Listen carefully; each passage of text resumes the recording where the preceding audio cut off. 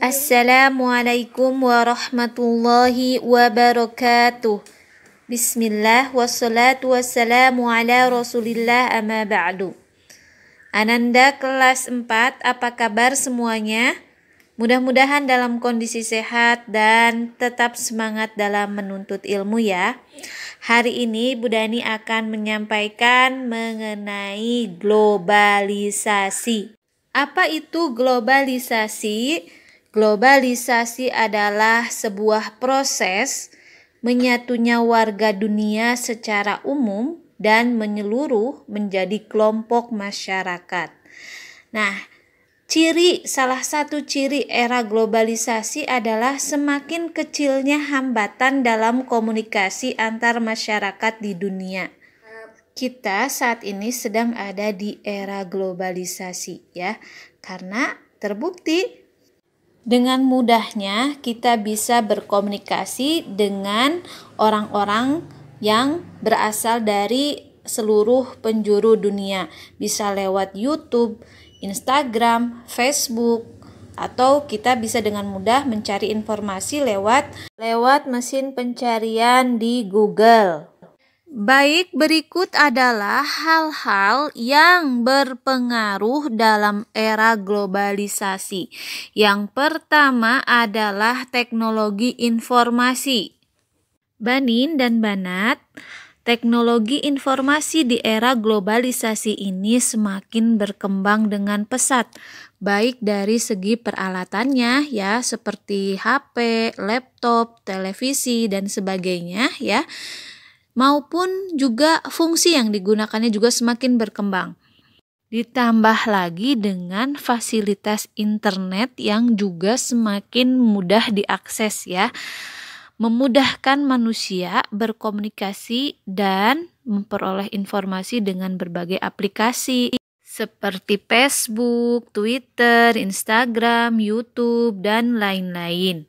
Manfaat dan mudarat dari perkembangan teknologi ini sangat banyak, namun semuanya dikembalikan kepada penggunanya. Jika penggunanya beriman kepada Allah dan Rasul-Nya, maka insya Allah hanya hal yang bermanfaat saja yang digunakan. Namun jika keimanan dan ketakwaan kita kurang, maka bisa jadi hal-hal yang tidak bermanfaat bahkan mengandung dosa dapat dilakukan melalui teknologi informasi ini. Baik, yang kedua itu adalah pengaruh terhadap gaya hidup.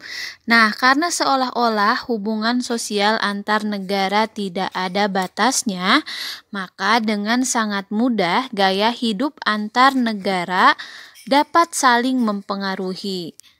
Contohnya saja di Indonesia ini ya, perumahan yang semula berupa rumah adat sekarang berganti rumah modern yang terbuat dari batu bata.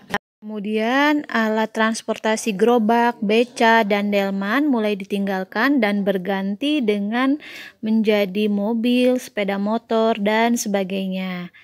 Kemudian masyarakat yang semula berbelanja di pasar sekarang lebih senang berbelanja di supermarket atau swalayan. Kemudian selanjutnya adalah gaya hidup dari segi makanan.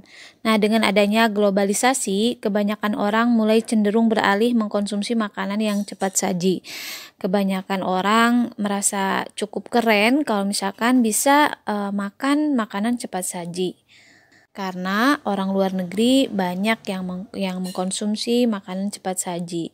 Nah, melihat gaya hidup di era globalisasi ini, sebelum kita ikut-ikutan, maka ada baiknya kita melihat apakah gaya hidup ini bertentangan dengan aturan Allah dan Rasul-Nya atau tidak. Selanjutnya adalah pengaruh era globalisasi terhadap berpenampilan. Nah, sesungguhnya umat muslim kita ya, mengenai adab berpenampilan ini sudah diatur oleh Allah dan Rasul-Nya. Sehingga seharusnya kita tidak perlu khawatir mengenai pengaruh berpenampilan ini di era globalisasi ya. Di era globalisasi ini banyak tren cara berpenampilan yang dianggap modern namun sangat menyalahi aturan. Seperti berikut ini. Seperti contohnya adalah model rambut koza. Bagi banin, perhatikan ketika kalian potong rambut. Jangan sampai menyerupai seperti model rambut koza ini ya. Contoh lainnya adalah membuat tato di tubuh. Padahal sejatinya tubuh kita ini bukan milik kita. Ini hanyalah titipan dari Allah. Jadi perlakukan tubuh kita sebagaimana Allah menitipkan kita. Harus dijaga sebaik mungkin. Kemudian menindik anggota tubuh yang dilarang, contohnya di mata, di hidung, di lidah, dan sebagainya. Kemudian tren-tren pakaian yang terbuka auratnya. Yang selanjutnya adalah pengaruh terhadap kepribadian. Saat ini di era globalisasi, banyak sekali orang-orang yang tidak paham dengan aturan syariat Islam yang berani merubah kepribadiannya yang bertentangan dengan fitrahnya sendiri. Ya, yang sangat perlu diperhatikan adalah mengenai jenis kelamin. Banyak laki-laki yang menyerupai perempuan atau sebaliknya, atau menyukai sesama jenis yang kita kenal dengan LGBT. Sebenarnya perilaku LGBT ini sudah muncul pada zaman umatnya Nabi Lut. Karena perilaku ini menyimpang dari aturan agama, maka Allah mengazab umat tersebut. Pada zaman sekarang, perilaku LGBT ini bisa dikatakan lebih parah daripada zaman Nabi Lut. Karena bukan hanya dilakukan dengan terang-terangan, namun juga berani merubah ciptaan Allah, biasanya melalui operasi, suntik silikon, dan sebagainya. Nah, yang terakhir adalah pengaruh terhadap ekonomi. Nah, di era globalisasi ini, kegiatan ekonomi ini semakin praktis dan mudah ya.